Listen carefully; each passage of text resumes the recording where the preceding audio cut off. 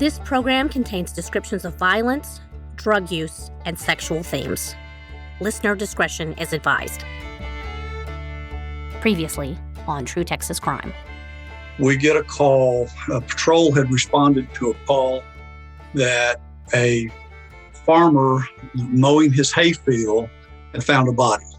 Sergeant Norton and I go out there. We get there, and the patrol sergeant came over and told us that what had happened was, as the farmer's mowing his pasture, he ran over something. He got out to look to see what it was, and it appeared to be a human leg. We developed a couple of circles of friends and started working our way into circles. We determined that John Shores and Rodney Keisner were probably Lee's closest friends. And I turned around and looked at him before I walked out the door, and I said, is there something else you want to tell me? Rodney said, "We were all there. We helped." I said, "You helped?" "Yeah, I helped kill her."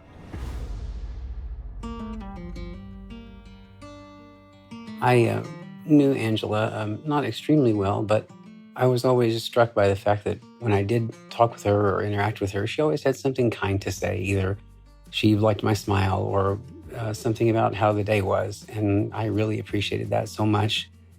I was with my brother at Collin Creek Mall in Plano, and I saw her that very last week, and she was sitting outside on a bench, and my brother and I chatted her up for a little while, and then we left, and never thinking that was the last time we'd be able to see her. The thing I remember most about Angie is her hanging out at my house with my older sister. Angie was one of the friends that included me and didn't treat me like an annoying little sister. She had this beautiful smile, and she wore really cool makeup. And I remember going to the skating rink, and she always lip synced because that's what we did. It was really the only activity we had growing up. I just remember her being friendly. Infectious smile, sparkly eyes, trendy. I believe a cheerleader in middle school. I remember being at Angie's house a lot that summer. One afternoon, her parents were churning homemade ice cream on the front porch. We all took turns operating the crank on the old ice cream maker. And that ice cream was delicious. To this day, every time I enjoy vanilla ice cream, I think of Angie and her family. Angela was about 13, I think, when she was in my class. I have never forgotten Angela. I thought she was as cute as she could be. I've wished a million times that I had reached out more to her family, because I just want them to know that she has not been forgotten by me. This is True Texas Crime, The Significant Life of Angela Stevens, Episode 2, 3 Confessions and the Truth, Part 2.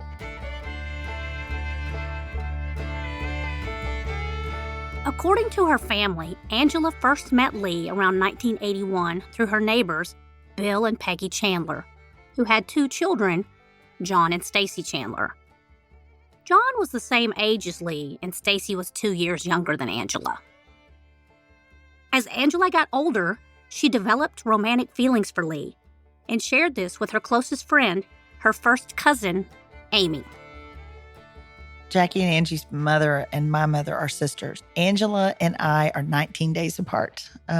So she's December the 8th. I was December the 27th. And I think our mothers, went through pregnancy together. Our names both start with A. You could not have gotten, we were close. Couldn't have been closer. I don't remember really knowing the Chandlers without knowing Lee coming and going or being close. Angie had been talking about Lee, and I, was like, oh, okay. Amy may not have thought Lee was cute, but he seemed to impress many of his classmates. Looking back through my yearbooks, Lee was named Mr. Personality in 1986 during his freshman year, and again during his junior year in 1988, the same year he would kill Angela. Lee played football, basketball. He's in many of the candid photos with funny captions next to them. One photo shows Lee and another junior answering the yearbook committee's question, "How do you know when you're in love?" Lee's answer: when you never have any money. I didn't think he was that cute, and I was not, that impressed. So my first thought was he's convenient. He's friends with John. They're right there. They can hang out all the time. Okay. Then she tells me that they've had sex. And I'm like, Oh, wow. That was so fairly quick, you think? Well, it was fairly quick, but her feelings for him were quick. They were intense. I remember being on the phone with her, and she was going on about how much she loved him. This really was her first love, and she loved him. They talked for all the time. They hung out, and I feel like she was a convenience for him. I want to clarify, wasn't he going with another person? At times. And then there were times that he wasn't, and he was totally committed to her. And at least this is what he was telling her and she was telling me. It was she was convenient for him. She would have sex with him, and he would just say he loved her, and that's all she needed. According to Angela's family, in the summer of 1988, after having a nice 4th of July in Princeton, Angela was making plans to spend the coming weekend with her cousin Amy.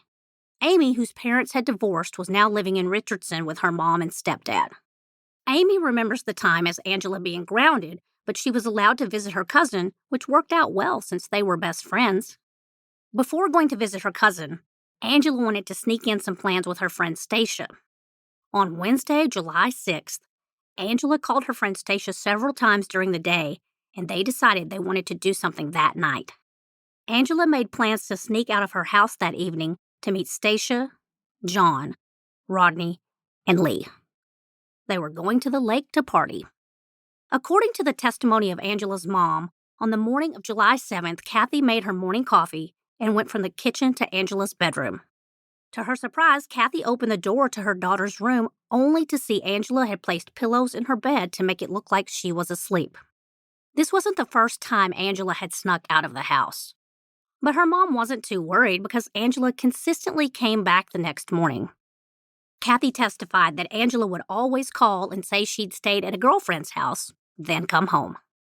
As the day went on, Kathy had not heard from Angela, so she became concerned. Kathy called many of Angela's friends, including Lee. But by July 8th, Angela's mom, Kathy, knew something was very wrong, and Angela was officially reported as a missing person to the Collin County Sheriff's Department. Deputy Sheriff Investigator Larry Denison testified in court that shortly after being assigned the case, he initially questioned Lee on the phone.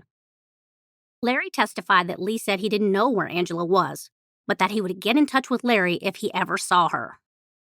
Lee wasn't a suspect in Angela's murder until John and Rodney were questioned all night on July 20th, 1988, and ultimately confessed to helping Lee kill Angela. The interesting point about Lee not being a suspect until July 20th is that Larry testified there was a note found in Angela's bedroom prior to that date. There's conflicting testimony regarding if the police found the note or if it was given to them by Angela's mom, Kathy. But according to testimony from Larry, because the note wasn't dated, the police didn't know for sure if it was referring to the night of July 6th.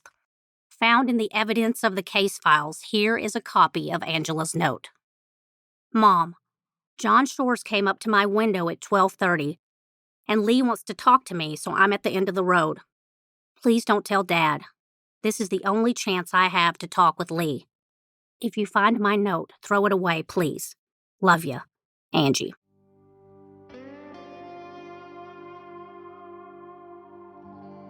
Lee was finally arrested at his place of work on July 21st, 1988 by Deputy Sheriff Investigator Larry Denison and Sergeant Randy Norton. We got the arrest warrant for him to, I believe it's a brake repair shop in Plano, where he was working. I walked into the garage area. He was working on a car, and he looked at me, and I told him who I was, asked him, "Are you Lee?" He said, "Yes." I said, "Do you know why I'm here?" He said, "Yeah, I guess you're here to talk to me about that runaway." And I said, "No, I'm here to arrest you for murder." And he stood up, and no argument. really nothing. They searched him, handcuffed him, put him in the unmarked squad car. He was in the back seat. Sergeant Norton was in the front seat with me. But we decided that we were not going to ask him any questions in the car. We were going to let him talk. So on the way in, he was telling us that we were wrong. We didn't know what we were doing. If we talked to John and Rodney, they would straighten all this out. He was with them the entire time, and he didn't have anything to do with this. So then we explained to him that we had John and Rodney for murder, and that they had both gave statements, and implicated him for shooting her. And his response, well, I guess you got me then. So he wanted to speak with, I believe his name is Chandler. It was the family that he was living with. I want to tell him what I've done, and then I'll explain it to you.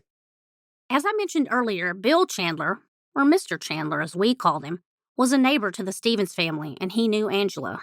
Mr. Chandler knew all us kids in Princeton because he owned the skating rink, which was the one and only social spot in town for teens, other than hanging out in your car after dark at the post office parking lot.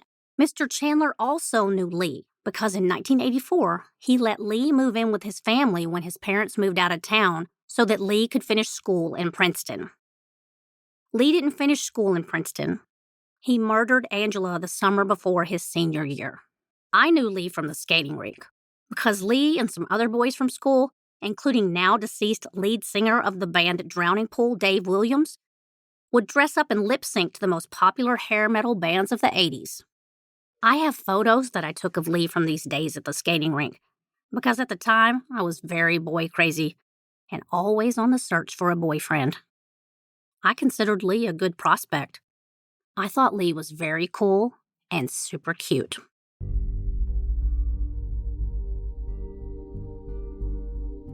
So we got Mr. Chandler on the phone, and he told Mr. Chandler what he had done, and then he provided us with a written statement. The following is an actor voicing Lee's confession. The legal title for this document is Voluntary Statement. It was signed and dated July 21st, 1988. From sometime in early June 1988, John Shores, Rodney Kaiser, and I planned to kill Angela Stevens. Pick a day to do it, and we'd change our minds. July 6, 1988, everything worked out that we could kill her today. About 4 p.m., we were at the Chandler residence in Culleoka, where I live. While I kept Bill Chandler busy, John Shores took a 20-gauge single-shot breakdown shotgun and put it behind the seat of my truck. Gun belongs to John Chandler.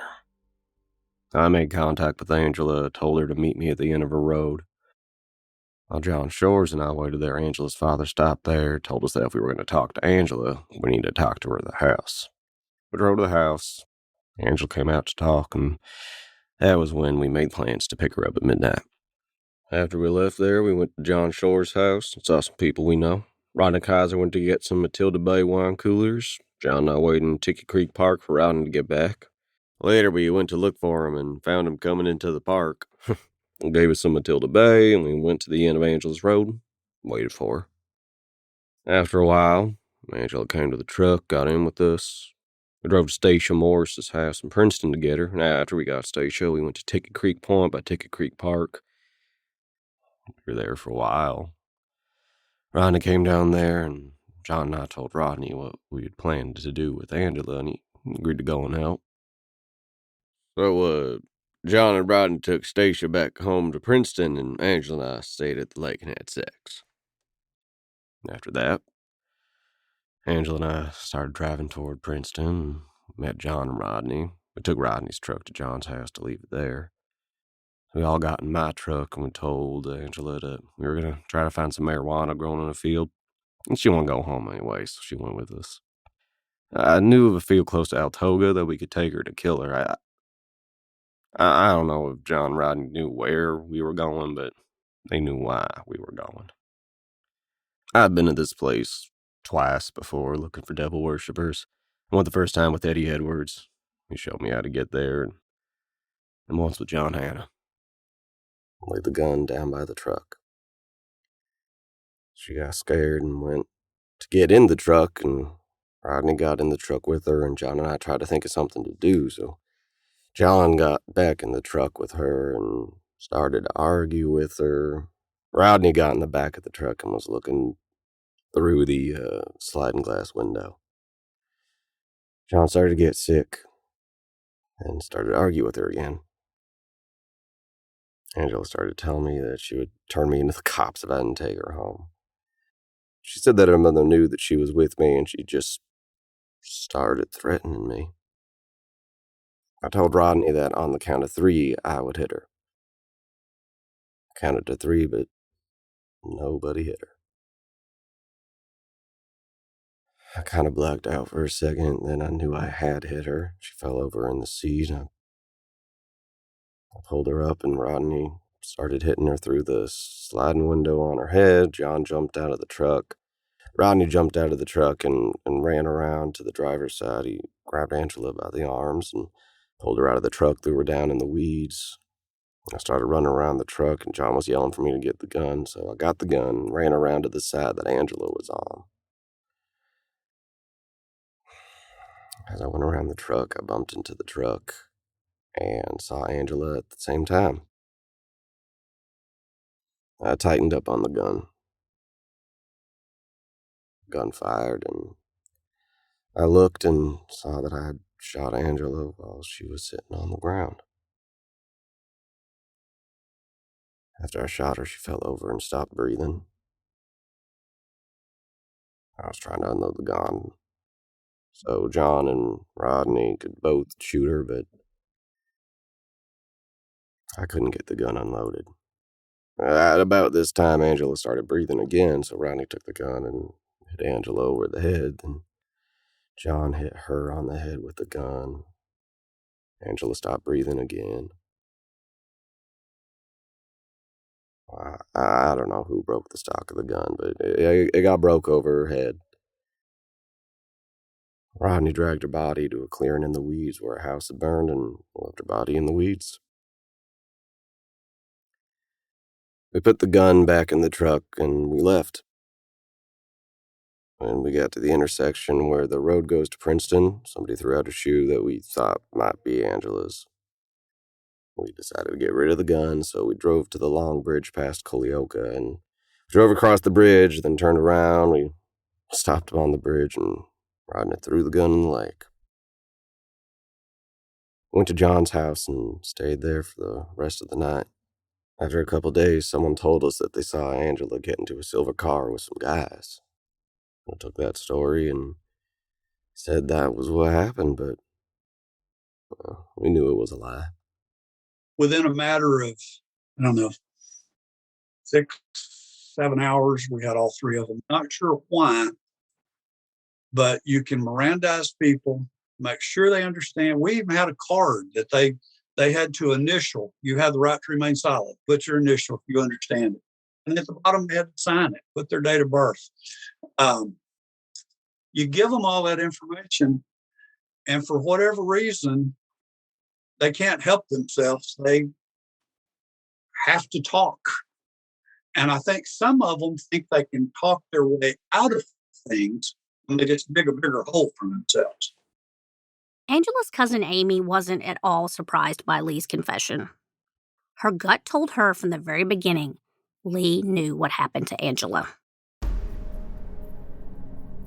A couple of days had passed. I talked to Kathy and Jack, my aunt and uncle, and my aunt was really concerned. They thought, gosh, did she possibly run away? She was so mad at us for grounding her, and we weren't going to let her see you this weekend. Well, I didn't even know that at that point. She was really grounded. So I didn't think too much about it. Well, then my aunt calls me back and she says, call Lee. See if he's seen her. He won't answer. He won't talk to me. He won't answer my calls. So she gave me Lee's number and I called him. And I said, Lee, have you seen Angie? And he says, no, I haven't seen her. Last time I saw her, she was at Allsup's gas station getting in a maroon Monte Carlo with 2 guys I didn't know. From the conversation that I had with Lee, whenever I hung up from that phone conversation, I remember specifically, I was sitting on the edge of my bed and I had my little, we still had corded phones back then. And I had my phone sitting beside my bed and I was talking to him on that. And my mom was standing in the room with me whenever I was on the phone with him. And whenever I hung up that phone call, I remember bursting into tears. And I said, and this was only like day 2 that she had been missing, maybe day 3. I mean, it was like the very beginning of her being missing. And I remember hanging up that call and I said, I don't know what happened or what has happened, but he knows. And my mom kind of got on to me and she said, you can't accuse somebody. We don't know what's going on yet. We just know we don't know where she is right now. And I said, but he does. And she said, you can't say that. And so I called my aunt back and my mom was right there, of course, too. And she said, you have got to get on the phone with the police. Something's not right. And my mom told my aunt that. And I know that they had at that point filed a missing persons and the wheels just started turning then. After I tried to call Lee back several times after that, he wouldn't answer the phone. He wouldn't take my calls. And so I knew. I didn't know what, but I knew something. The biggest revelation in Lee's written confession is that Lee had been working on a plan to kill Angela for at least a month. And court documents show that 6 of Lee's friends gave written statements to the police between July 20th and July 26th that they had heard Lee say as early as June 15th, 1988, that he wanted to kill Angela. One friend wrote that Lee said, if she narcs on me one more time, I'm going to kill her. Shortly before Angela's murder, Angela, Lee, and another friend had stolen a checkbook from Angela's mom.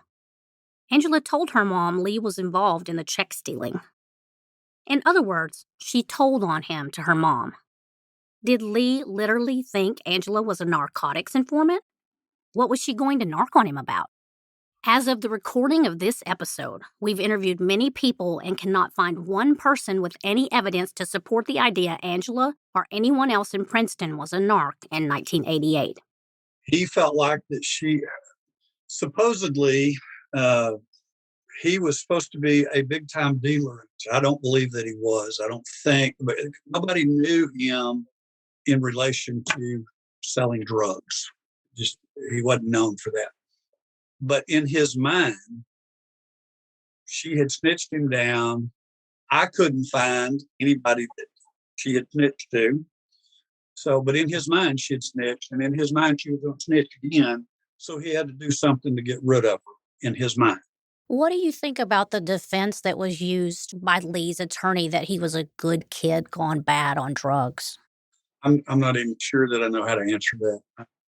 I don't think Lee was a good kid. I think he was a kid that needed some help, and he was on drugs. Had he just had done some drugs and pulled out a gun and shot her without all the thought that he had put into it, I don't know that the drugs would cause you to put that much thought. But he planned this thing out. He planned it out far enough that he took her out and they had a little party and went swimming, and then convinced her they're going to go up here and steal some marijuana. He planned all that. He had a plan to get her there to do what he was going to do. If you think about history, if you think about David Koresh, Waco, think about Charles Manson, these guys were not super great guys. They had the ability to lead people down a path. And I think that's exactly what Lee had. John and Rodney were probably better young men than Lee. There was 2 of them that could have taken him, and they chose not to. So I don't agree with they were just good young men and made a mistake. They made a multitude of mistakes probably their entire life. We just don't know it. John opened his written confession with the following. Back in June 1988, I was with Lee Henson, Paul Kinzer, and Bill Childress. We were on our way to McKinney to pawn Lee's guitar and amp at the new pawn shop in McKinney. I pawned the guitar and amp for $120, I think, and the pawn ticket is in my name. On the way to McKinney from Princeton, Lee Henson started talking about killing Angela Stevens. He said that she narked on him and that she was going down. He just kept saying, she's going down. From that day until July 6, 1988, he asked me several times when we could do it. He told me that it had to be soon and that he wanted her dead by the end of June. The final words in Rodney's written confession: I did not have any idea that Lee was going to kill Angela that night. John, Rodney, and Lee all confessed to killing Angela and later tried to get those confessions suppressed at trial. In future episodes, we will cover more aspects of the trial and the premeditated plan to murder Angela. But we will never know which one of these men was telling the truth. For today, these are the truths we actually know. Angela is gone, and her parents, Jack and Kathy, both in their 30s when she was murdered, didn't know how to go on living. Her sisters, Jackie and Kimberly Ann, were devastated. The truth is, Angela made people feel special. She was a person teachers and classmates adored. She was a friend, cousin, daughter, and a sister. The truth is, Angela never had the opportunity to live her life. To go to prom, to get married and walk down the aisle with her dad, to have children, to meet her nieces and her nephew. Her life was cut short. The truth is, Angela was murdered by someone she loved, someone she thought loved her back.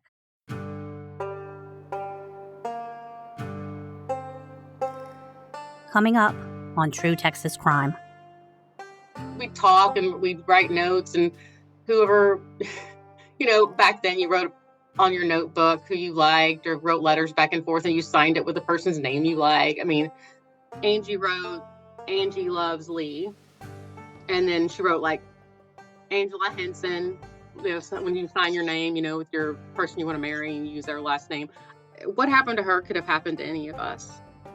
And it's probably why we relate to that, and it hits us so hard. I hate not trying to pull her out of the relationship with him. I mean, I don't know that anybody could have at that point.